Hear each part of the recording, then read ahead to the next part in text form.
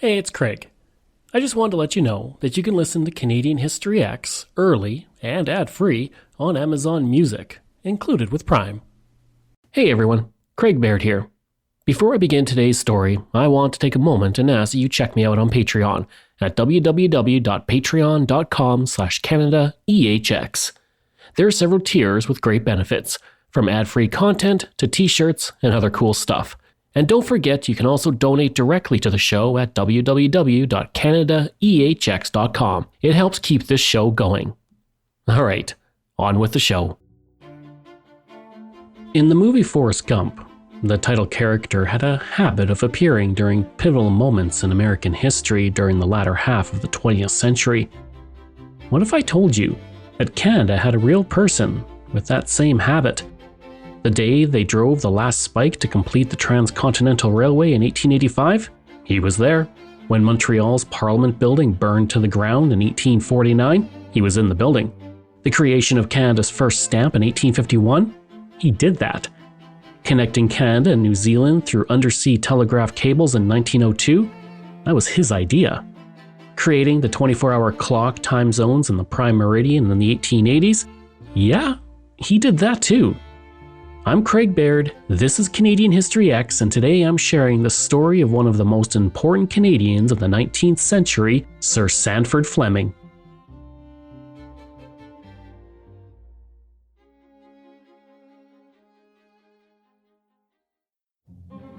Sir Sandford Fleming was born into a world that was disconnected. Written correspondence took days to reach nearby communities, travel was slow and uncomfortable, and knowing the exact time was a guessing game. But it was all about the change, and Fleming was a big part of that development. And his story begins on January 7th, 1827 in Kilcody, Scotland, just to the north of Edinburgh, on the east coast of Scotland. At the time of his birth, the world was already in flux. 2 years before he was born in 1825, George Stephenson opened the first public steam railway in the world between Stockton and Darlington in England. By the time Fleming was 14 in 1841, the railroad had taken over in England as a mode of transportation. The 1840s was the biggest decade for railway growth in the UK, as a complete rail network was laid down, connecting most towns and villages on the island. As a young man, Fleming saw railways appearing across the land, and it had a major impact on him. The railroad was the future, and he wanted to be part of it. At 14 years old, he apprenticed as a surveyor to learn how to map out future railway lines. And after 4 years, his apprenticeship was coming to an end, but there was one problem. The United Kingdom was small and was already filling up with railway lines, so to break new ground, Fleming had to look elsewhere. Luckily, there was a place just starting its own railroad journey, Canada.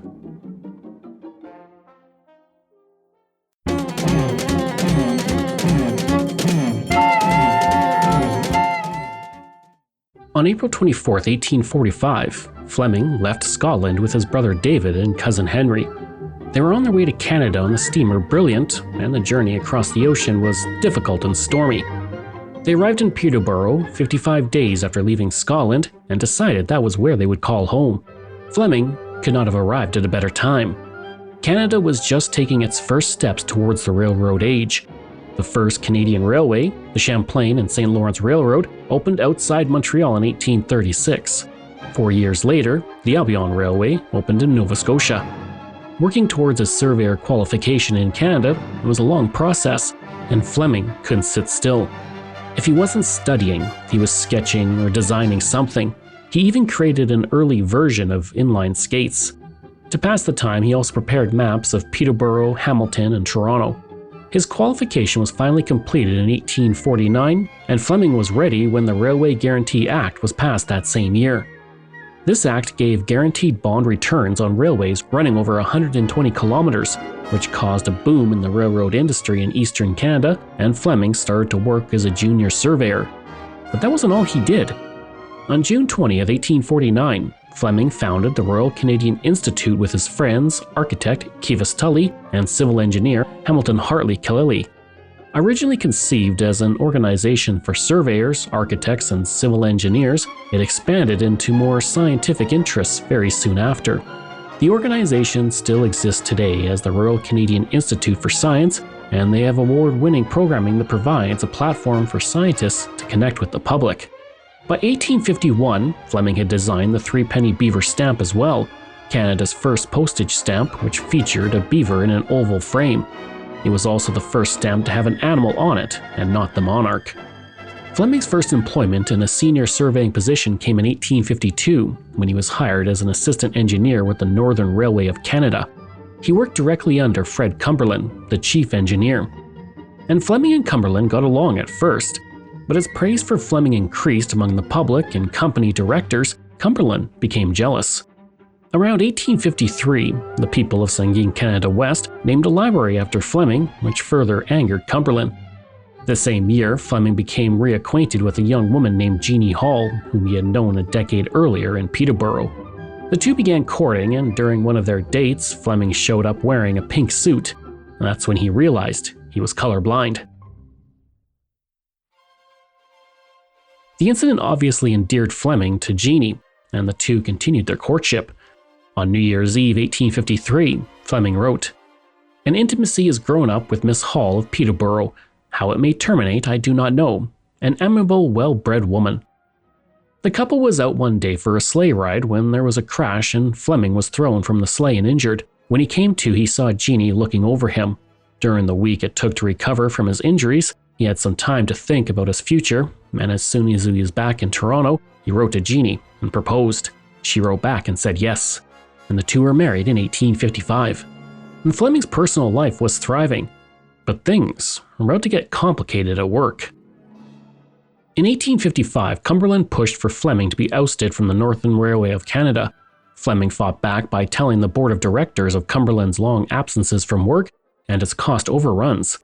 In the battle between the two, Fleming won when Cumberland was fired, and Fleming became the chief engineer. But Cumberland wouldn't quite be out of Fleming's hair. Over the next few years, he did his best worm-tongue impression and whispered poison about Fleming in the ears of the directors. He told them that Fleming was making too much money and spending too much on railroad construction. Fleming was also not doing himself any favors. He seemed to lack a singular focus while working for the company. In 1858, Fleming took time away from the railroad to co-design Toronto's Palace of Industry.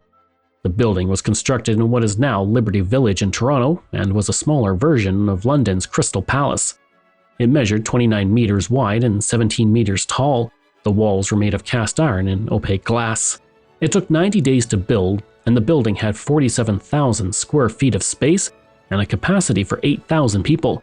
That's where the early versions of the Canadian National Exhibition were held until 1906, when it was destroyed by a fire. So not only was he taking time away to work on another project, Fleming was also stubbornly refusing to build cheaper wood bridges. He advocated for iron bridges because they lasted longer and were much safer, but they were also very expensive. Fleming was proven right as his bridges last decades longer than wood ones, but the directors were growing impatient because future cost savings didn't matter as much as the costs of the here and now. The extra spending played right into Cumberland's hand, and in 1862 the board fired Fleming and Cumberland replaced him as chief engineer. But Fleming wasn't going to be down for long. Canada was quickly moving towards Confederation in the 1860s, and Fleming saw the potential of linking the east and west coasts. There was already talk of building a transcontinental railroad across the United States, and Fleming wanted the same thing. In 1862, he put forward a proposal to build a line from the Atlantic to the Pacific, and while it was not approved at the time, it would not be the last time Fleming would be involved in linking Canada by rail. 1 year later, in 1863, Fleming became the chief government surveyor of Nova Scotia with the task of building a line between Truro and Pictou, a distance of 66 kilometers. After completing the Nova Scotia Railway in 1867, Fleming was appointed as the engineer-in-chief of the Intercolonial Railway. The American Civil War had only ended 2 years earlier, and leaders in Nova Scotia wanted a way to avoid traveling through or close to the United States when traveling to Canada. Fleming put forward a report offering his best routes for the Intercolonial Railway, with emphasis on a route along Chaleur Bay because he thought it was the most economically viable and would connect Nova Scotia with Montreal, Toronto, and Kingston. It was also well away from the American border. The route was approved, and by 1872, the first section was up and running from Amherst to Truro, Nova Scotia. Within 2 years, trains reached the St. Lawrence River. The final section was opened in 1876, running for 1,100 kilometers, and it was considered a technical marvel. While building the Intercolonial Railway, the federal government asked Fleming if he would become the chief engineer of their new transcontinental railway. British Columbia had just joined Canada that same year on the promise of a railway from eastern Canada to the Pacific coast. Prime Minister Sir John A. Macdonald was eager to get the project moving, and he looked to Fleming, arguably the most famous engineer in Canada at this time, to survey the best route across the continent. Fleming was hesitant to take on the project because he had already had a significant workload with the Intercolonial Railway, but he'd been advocating for a project like this for over a decade, so he took the job. In 1872, Fleming left eastern Canada to survey a route through the west to British Columbia. Fleming was in his element, trekking through marshes and forests, up mountains and down valleys. It was all par for the course for him. He had an unending energy that left many catching their breath just to keep up with him. But the work was not easy. The surveying group woke up at sunrise and walked until dark, averaging 80 kilometers a day. Along the way, they had to carry 100 links surveying chains to measure distances. They were heavy and had to be stretched out 27 times just to survey 1 mile. They reached Winnipeg, then set out on the Carleton Trail, which went northwest through present-day Saskatchewan to Fort Carleton near Saskatoon. Once at Fort Carleton, they continued to Fort Edmonton and through the Yellowhead Pass. Located in present-day Jasper National Park, the pass crosses the Continental Divide at a moderate 1,131 meters in elevation. Fleming believed that the route for the Transcontinental Railway had to go through there, and once they were through, the group descended towards Kamloops and eventually to the Pacific coast at New Westminster. The journey took 103 days, traveling across 8,500 kilometers by railway, steamer, wagon, canoe, horses, and on foot. And Fleming returned and began working on his next project, and the way we look at time has never been the same since.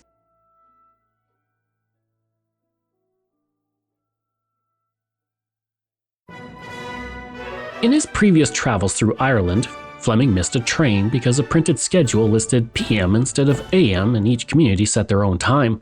Upon his return from the surveying trip in British Columbia, he wrote a memoir called Terrestrial Time in 1876. In it, he proposed a single 24-hour clock for the world with 24 time zones, each an hour wide or 15 degrees in longitude. Standard Time would be his most famous accomplishment, but he was still a few years away from succeeding with it. And in the meantime, he had a railroad to build. After Sir John A. Macdonald lost the 1874 election and work slowed down under Prime Minister Alexander Mackenzie, who did not see the Transcontinental Railway as a priority. In British Columbia, there was also a growing resentment and a significant push to secede from Canada over the matter. Macdonald came back into power as Prime Minister in 1878, and he didn't want to waste any time getting the railroad built. He was unhappy with the slow progress because of Fleming's meticulous standards and was irritated by the amount of money being spent on surveying before a single track was laid down in the Canadian West. Alexander Galt, the High Commissioner to the United Kingdom for Canada, wrote to Macdonald in 1878 stating, "I have the conviction that you will neither obtain speedy nor economic construction under Fleming's management." Galt urged Macdonald to remove Fleming from his position. In response, Macdonald created a royal commission to look at the railway operation. The commission reported that the surveys were expensive due to the cost of the instruments Fleming was using.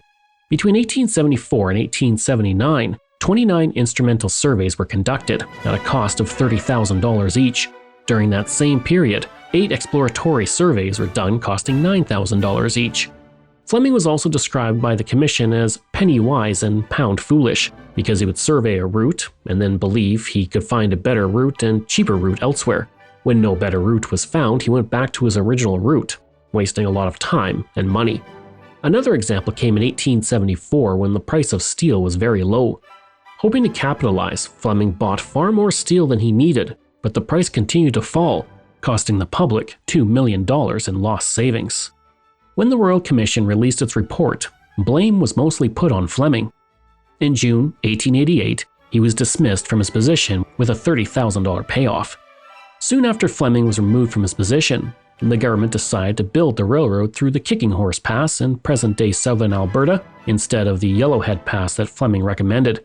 It was a baffling decision then as much as it is now, because the Kicking Horse Pass includes the Big Hill, which has a gradient of 4.5%, which was twice the percentage normally allowed for a downhill track.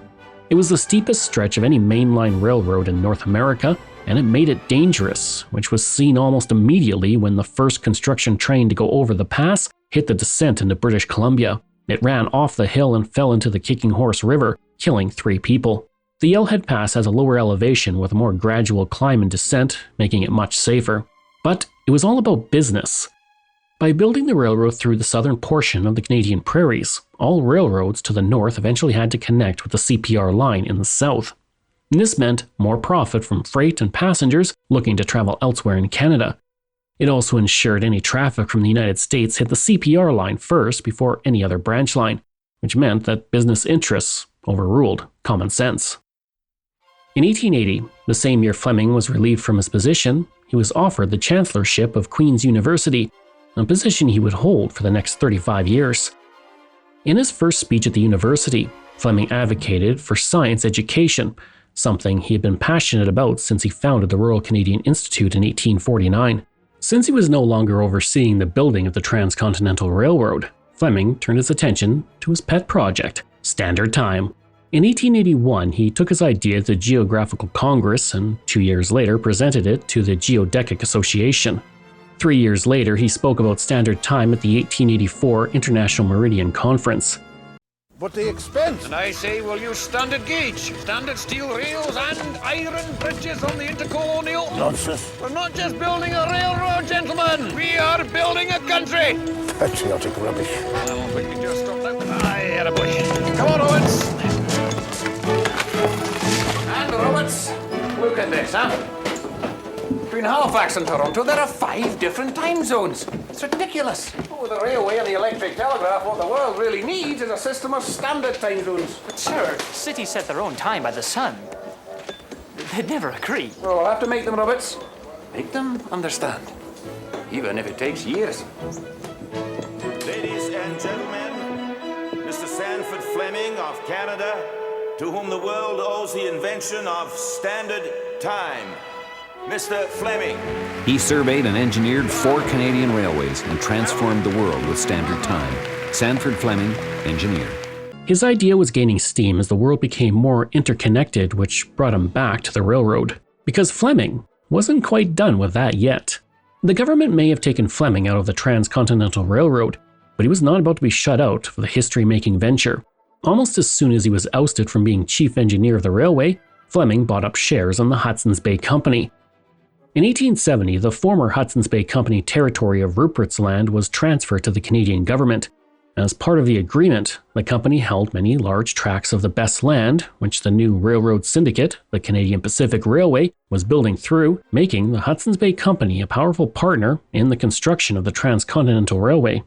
With Fleming's large amount of stock in the Hudson's Bay Company, Donald Smith, a major financier of the CPR, told him to start buying syndicate stock. And Fleming did, and before long he was sitting as a director of the CPR and became close with George Stephen, the president. Stephen asked Fleming to meet Major Albert Rogers in British Columbia at the recently surveyed Rogers Pass, located in the Selkirk Mountains. Stephen wanted Fleming's opinion on the pass and its viability for the railroad. This was the second pass that the railroad would journey through on its way to the Pacific coast. And now in his 50s, Fleming got ready for one last trip into the wilderness.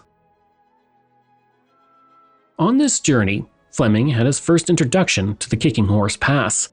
To make his way down the pass, he walked on a mountain edge that was 25 to 30 centimeters wide in some places, with a 244-meter drop down to the river, and that's about half the size of the CN Tower.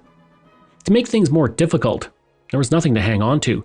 Fleming wrote, "To look down gives one an uncomfortable dizziness to make the head spin and the view unsteady, even with men of tried nerve. I do not think I can ever forget that terrible walk. It was the greatest trial I have ever experienced." Fleming survived that harrowing journey through the Kicking Horse Pass and made it to the Rogers Pass, where he met Major Rogers, where they shared a box of cigars at the summit. As they stood, the two men created the Alpine Club of Canada, with Fleming as the first president, A toast was made to celebrate, and although this Alpine Club didn't last long, it inspired the creation of the current Alpine Club of Canada. Formed in 1906, the club has promoted mountaineering, fostering a sense of adventure, and advocated for the protection of the alpine environment for over a century. Meanwhile, completion of the Transcontinental Railway was well on its way. Over 2 decades from when Fleming first advocated for it, and a decade and a half from his first survey, his dream came true. On November 7, 1885 at Craigellachie, British Columbia, a group of officials gathered to celebrate, and Fleming was on hand to watch as Donald Smith, the CPR financier, hammered in the last spike. Feeling a sense of history, Fleming wore his best suit while others at the ceremony wore simple travel clothes. In the photo of the last spike, Fleming is easy to spot as he stands directly behind Donald Smith, who is hammering in the spike, wearing a large top hat and sporting a big white beard. Fleming said of that day, "It seemed as if the act now performed had worked a spell on all present. Each one appeared absorbed in his own reflections." So the railroad was done. Standard Time was being adopted worldwide. What was next for the man who couldn't sit still? Well, connecting the entire British Empire through the telegraph. In 1866, a telegraph link between Ireland and Newfoundland was completed. 4 years later, a link between Suez, the seaport city in the northeastern Egypt, and Bombay was finished, followed soon after by a link to Australia in 1871. New Zealand was hooked up to the British Empire telegraph family in 1876. 3 years later, Fleming began to advocate for a line to be built across the Pacific Ocean. To complete what was called the All-Red Line, named for the red color of the British Empire on 19th century maps, a telegraph connection was needed from Canada to New Zealand. Fleming's recommendation was supported at the First Colonial Conference in 1887, and detailed plans were drawn up in 1894. As a member of the Pacific Cable Committee, Fleming was front and center in the efforts and said, "The importance of the first subject of the projected system of pan-Britannic cables and telegraphs girdling the globe and all under state control, a vital subject fraught with momentous possibilities." In 1902, the Colonia, with 8,000 tons of telegraph cable on board, ran a line from British Columbia across the Pacific Ocean. The All-Red Line was completed on October 31st, 1902. And by now, Fleming had been knighted by Queen Victoria and had accomplished a great deal. The man who couldn't stand still had to slow down. Kind of. He focused on his work as Chancellor of Queen's University and wrote 2 books on electoral reform and proportional representation. Near the end of his life, he reflected on the impact he had on his adopted country. He said, "How grateful I am for my birth into this marvelous world, and how anxious I have been to justify it. It has been my great fortune to have my lot cast in this goodly land, and to have been associated with its education and material prosperity, to strive for the advancement of Canada." Fleming died on July 22, 1915 in Halifax. Sir George Foster, a member of Parliament who was serving as acting Prime Minister while Sir Robert Borden was away, said, "The death of Sir Sandford Fleming deprives Canada of one of its most outstanding men." The Vancouver Daily World wrote, "If he had accomplished nothing else, Sir Sandford Fleming, whose death occurred today at Halifax, would have taken an honored place amongst the builders of the British Empire for his work in the establishment of the Pacific Cable." Sir Andrew MacPhail, a close friend, said, "He was the greatest man who ever concerned himself with engineering. His hands were clean, his eye was single, his heart was pure." Many places bear his name, including Fleming, Saskatchewan, the Sandford Range, which includes Mount Sir Sandford. There's also Sandford Island and Fleming Island in British Columbia. But his biggest legacy came to fruition in 1929 when nearly every major country on the planet had adopted time zones. And before I leave you, I have to tell you about another Fleming brush with history, and it happened soon after his arrival to Canada. You might remember from an early 2024 episode of this podcast that on April 25, 1849, Montrealers were angry over the Rebellion Losses Bill. They took their frustration out on the Parliament building, which was housed in the city, and lit it on fire. As the building burned, a large, beautiful portrait of Queen Victoria was in danger of being lost forever. Fleming happened to be in the city, and like so many other times in his life, he just happened to bear witness to history happening in front of him. Not content with being a bystander to the destruction, Fleming and 3 others ran into the inferno to rescue the painting of the monarch and get it to safety. And that painting now hangs in the foyer of the Senate of Canada. I hope you enjoyed that episode and our look at Sir Sandford Fleming. This show is researched, produced, and written by me, Craig Baird, with the help of Dila Velasquez. Audio production and design by Rosalind Kufor. If this is your first time listening and you like what you heard, please take a moment and give us a 5-star review to help other people find these amazing stories. And there are so many for you to sink your teeth into. If you enjoy this podcast, then please check out my other podcasts, From John to Justin, Canada, A Yearly Journey, Pucks and Cups, and Canada's Great War. We love hearing from you, so if you have a show topic you want me to cover, email me at craig@canadaehx.com. Or stop by my website and social media. I'll include all of those in my show notes. Until next time, I'm Craig Baird, and this is Canadian History X.